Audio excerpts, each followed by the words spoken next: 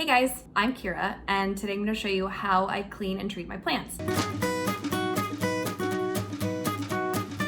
It's really freaking hot outside today, so it's kind of like the perfect day to spend the afternoon wiping down my plants.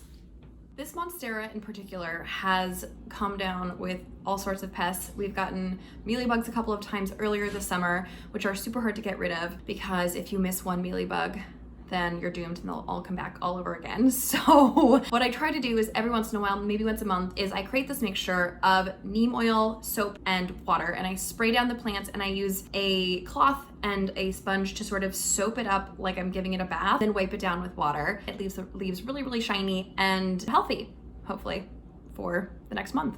All right, this is how we make the special mixture. I'm gonna mix it in a bottle. So we just have a glass bottle that I ordered on Amazon. It's my power sprayer. Oh, there's water left in it. Oh, that smells like soap. That's nice. I usually mix up a bunch of it and then I use it on all my plants.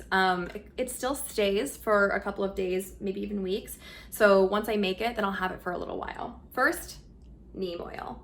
This is your catch-all pest exterminator. I use this with everything. It gets rid of fungus gnats, mealybugs, spidermites, all the fun things to have around your home. I keep this on tap at all times. I have this one, and then I also have a more diluted one that's a sprayer. When I make my own mixture, I like to have the concentrated one. Number 2 is your Dr. Bronner's Peppermint soap. This is a magical soap because not only is it great to get rid of pests, it's insecticidal, it goes a long way because you just use a little bit of it, but it's very pepperminty and it masks the horrific smell of neem oil because neem oil smells like pure death. Then your third is just tap water, and that's just going to dilute the mixture so you can spray it. Honestly, it's more of an art than a science. It's never exactly the same, but it does the same thing, and there's a little room for error, which is always a nice thing.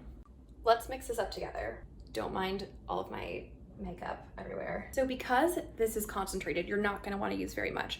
I just have a little tiny hole in the top of this. I'm just going to take a little eyedropper full of this. I bought this at this like cool little apothecary store, and this is now going to be like my neem oil for emergencies, so I don't have to have this giant thing out here. The one from my spray bottle smells much worse. This is manageable. I'm going to take neem. Just gonna do a little bit more. We've got about that much neem oil, not a lot. Again, it's an art. Then we're gonna do a splash of our delicious smelling peppermint soap. I would say if you're a measuring kind of person, clearly I'm not, I would go with maybe like 1 tablespoon and test it and see how it goes. Now we've got our water.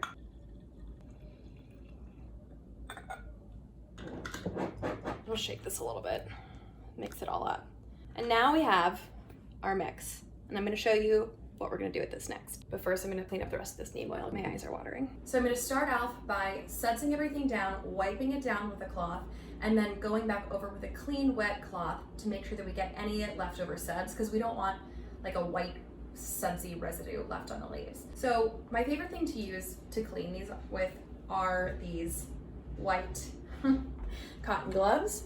They make me look very silly, but they help you get kind of into like the nooks and the crannies, so you really get a good deep clean, but obviously you don't have to buy them. I've heard people use a sock before, put a sock on their hand, that works just as well.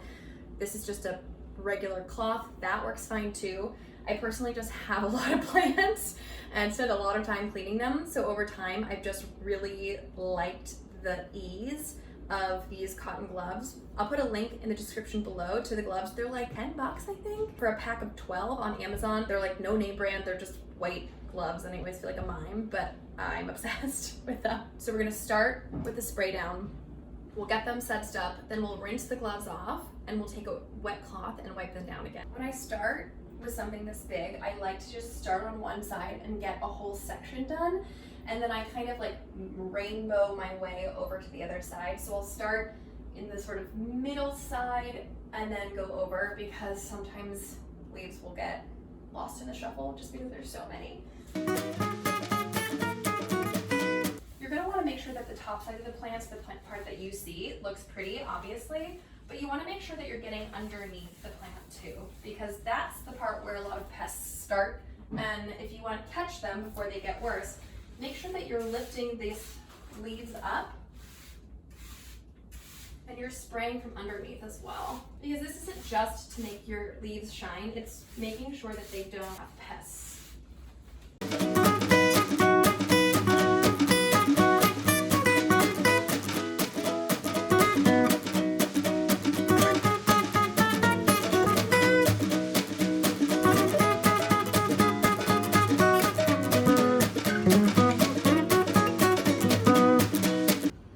So this is what he looks like right now. Sudsed up. You can see we're gonna start wiping down some of the suds, but right now you can see he's all soaked up, super healthy. And then we're gonna get him cleaned up, make sure that all those suds are gone. I'm gonna do a combo of my wet glove and a dry towel. We're gonna finish this off.